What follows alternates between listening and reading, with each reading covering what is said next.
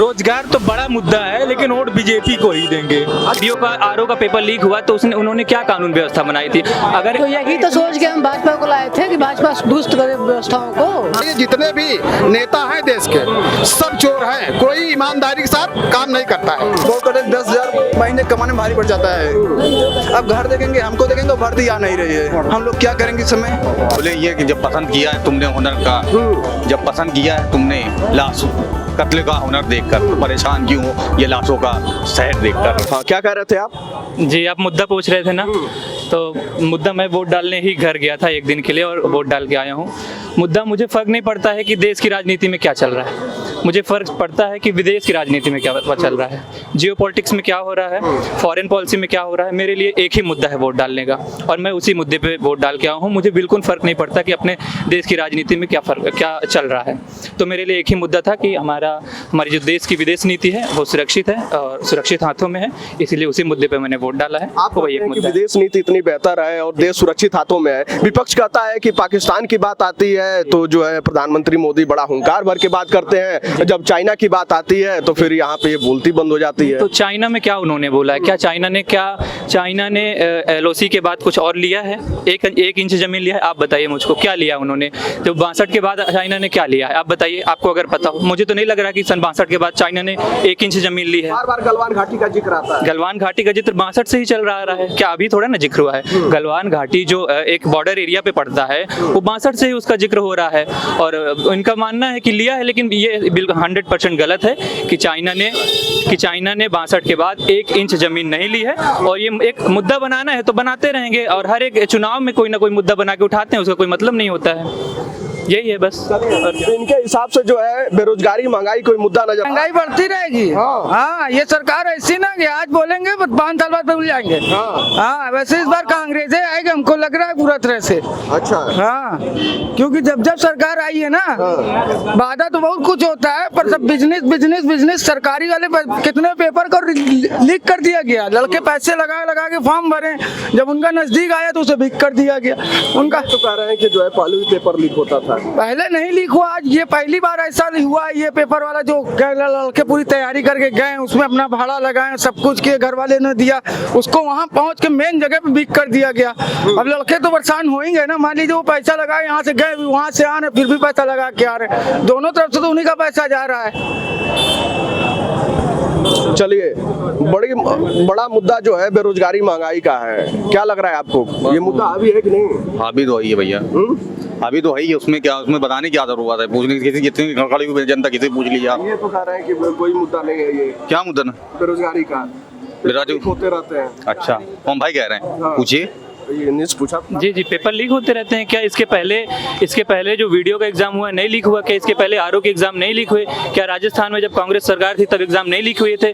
बताइए। क्या छत्तीसगढ़ में जब सरकार थी तब एग्जाम नहीं लीक हुए थे? आरओ 2016 का पेपर लीक हुआ था, सपा का गवर्नमेंट था। आप ही बताइए। अब नहीं, मैं प्रूफ के साथ ना बताएंगे भाई, हम क्या बताएं, बोलिए क्या बोले। सारे लोग वहाँ पे कांग्रेस के जो सचिव थे उन्हीं के लड़के हुए हैं, तो क्या वहाँ नहीं हुआ? राजस्थान में कांग्रेस गवर्नमेंट, वहाँ भी इतने पेपर नहीं लीक हुए, तो बीजेपी की जहाँ गवर्नमेंट है वहीं थोड़ी ना लीक हो रहे हैं। ये तो एक संगठन है जो कि लीक कर रहा है पेपर, हमको उस संगठन को पकड़ना चाहिए। इसमें सरकार की बहुत मिलीभगत नहीं है, इसमें एजेंसियों को आकर के आगे काम करना। इसमें सरकार की कोई मिलीभगत नहीं है। इसमें एक जब भी चुनाव आता है तो इसमें एक मुद्दे के रूप में उठाया जाता है इसको, और बस और कुछ नहीं, एक मुद्दे के रूप में उठाया जाता है। बात माननी पड़ेगी कि थोड़ा सा कानून व्यवस्था अच्छी होनी चाहिए, बस बाकी ये कोई नहीं है। बस एक मुद्दा बना के उठाया जाता है, और पेपर हर समय लीक होता है, पेपर ऊपर ये तो मायने नहीं रखता है। तो देखिए, हर टाइम लीक होता है, हर टाइम होता है लीक। और क्या? अच्छा, बताइए। तो सरकार बनाते, सपा की सरकार ने बंद करवाया। हाँ। जब 16 में सपा की सरकार थी और वीडियो का आरओ का पेपर लीक हुआ तो उन्होंने क्या कानून व्यवस्था बनाई थी? अगर तो यही तो सोच के हम भाजपा को लाए थे कि भाजपा दुरुस्त करे व्यवस्थाओं को। ये मायने नहीं रखता सर कि एक सरकार गलती करे कि दूसरी सरकार वही गलती करे, ये मायने नहीं रखता सर। नेता है सब चोर। इसीलिए सरकार को कोई दोष नहीं दिया जा रहा है। ये बीच में बैठे हुए जो लोग हैं उन्हीं के द्वारा ये सब किया जा रहा है। सरकार, न सपा सरकार को दोष है, न बीजेपी को दोष है, न कांग्रेस को दोष है। बीच में बैठे हुए जो एक माफिया लोग हैं, बस वही ये सब काम कर रहे हैं। हम लोग जब 2014 में मतलब भाजपा की सरकार लाए थे तो इसी उम्मीद पे लाए थे कि सरकार हम लोगों को रोजगार देगी, सुविधाओं को दुरुस्त करेगी, लेकिन ये सरकार रोजगार के लिए थोड़ा सा पीछे हो गई। अभी जो वर्तमान स्थितियां हैं ऐसा नहीं होना चाहिए। हम लोग यही सोचेंगे, अपेक्षा करेंगे सरकार से कि आप जो है थोड़ा सा व्यवस्थाओं को अच्छे करिए, जो बच्चे पढ़ाई लिखाई कर रहे हैं उसको मजबूती बनाइए। पेपर क्या कह रहे थे आप बीच में? देखिए, जियो और जीने दो की भावना सब मनुष्य के अंदर होनी चाहिए और सबको जो है जीने खाने का अधिकार है, सबको बोलने का अधिकार है। सब अपने अपने हिसाब से हर एक पार्टी काम कर रही है। जितने भी नेता हैं देश के सब चोर हैं, कोई ईमानदारी के साथ काम नहीं करता है। जो भी सरकार है ये भी गलत है, जो आएगी वो भी गलत रहेगी और जो चली गई वो भी गलत रहे।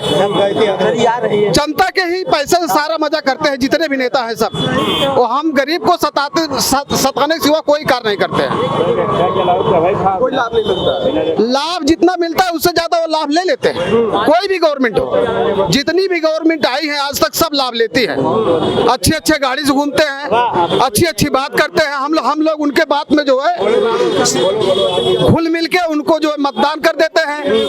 बिल्कुल मतदान जो है बस खाली नाम का रह गया बस। मोदी जी तो कहते हैं हमारी सरकार गरीबों की सरकार है। मोदी जी, अखिलेश जी, राहुल जी सब अच्छे हैं, कोई खराब नहीं है, लेकिन सब अपने लाभ के लिए परेशान है। जैसे आप और हम, वैसे सारी दुनिया है बस। चलिए, क्या कह रहे थे भाई? भाई बेरोजगारी के मुद्दा। बेरोजगारी का बताओ। सर सबसे बड़ी चीज इस समय बेरोजगारी है। मैं देख रहा हूँ 2018 के बाद वो भी 24 में पुलिस के पेपर दिए हैं, 24 भर्ती निकाले हैं, उसके बाद वो भी लीक हो गया है। अब बताओ, मैं 5 साल से यहाँ बैठा हूँ, किसान भाई बाप कैसे पढ़ाएगा वो? इतना रूम का किराया दे रहे हैं, उसके बाद खर्चा देख रहे हैं, भर्ती आ ही नहीं रहे। मैं वेट कर रहा हूँ, एक पेपर वो भी लीक हुआ, अभी एग्जाम कब होगा उसका कोई फिक्स नहीं है। बोले 6 महीने के अंदर कराएंगे, अभी उसका कोई डेट नहीं आया है। यानी कि इस चुनाव में आपको ये मुद्दा नजर आता है? बेरोजगारी सबसे मुद्दा। 18% GST लगा बैठे हैं एजुकेशन पे, सेकंड हाईएस्ट GST। इतना GST नहीं लगा। अब उससे कम शराब पे, सोना पे, हर चीज पे कम सेकंड हाईएस्ट लेके बैठे हैं। कहाँ से पढ़ेंगे? और जो पढ़ते हैं वो बहुत बढ़िया घर फैमिली से नहीं होते, नॉर्मल फैमिली के लोग होते हैं जो पढ़ने के सरकारी जॉब के लिए जाते हैं। जो बड़े लोग होते हैं वो बिजनेस के चक्कर में पड़ जाते हैं। उससे हम लोग बिजनेस कर नहीं सकते, इतना तो हम सक्षम है नहीं। पिताजी बहुत करेंगे 5,000 7,000 कहीं से ला के देते हैं, बहुत करते हैं 10,000 महीने कमाने में भारी पड़ जाता है। अब घर देखेंगे, हमको देखेंगे, भर्ती आ नहीं रही है, हम लोग क्या करेंगे इस समय? चलिए, देखिए ये बहुत बड़ा मुद्दा है, बेरोजगारी और महंगाई, भर्ती नहीं आ रही है इनको। तो आप तो भाग गए बीच में ही। क्या भाग गया भैया? छात्र नेता है, अभी तो वो कह रहे थे पेपर लीक हुआ, सरकार में बोल ही नहीं रहे हैं। क्या बोले ये कि जब पसंद किया है तुमने हुनर का, जब पसंद किया है तुमने लाश कत्ल का हुनर देखकर, तो परेशान क्यों हो ये लाशों का शहर देखकर? समझे? देखिए, साराना अंदाज में ही ये इशारा कर दिए हैं कि भाई तुमने ही चुना है इसे, ठीक है, फिर एक बार चुनने का मौका है। देश में लोकसभा चुनाव चल रहे हैं, कल मत पड़ना है। अब देखना होगा कि ये बेरोजगारी और महंगाई का मुद्दा कितना हावी होता है, क्योंकि जब 4 जून को नतीजे आएंगे तो ही मामला साफ हो जाएगा।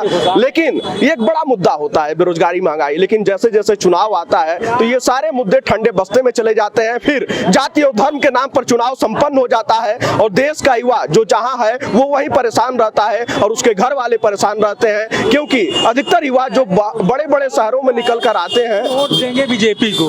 रोजगार तो बड़ा मुद्दा है, लेकिन वोट बीजेपी को ही देंगे। अच्छा काहे कि जो है, जो भी गठबंधन है, ये गठबंधन ज्यादा दिन चलेगा नहीं और देश को और ज्यादा।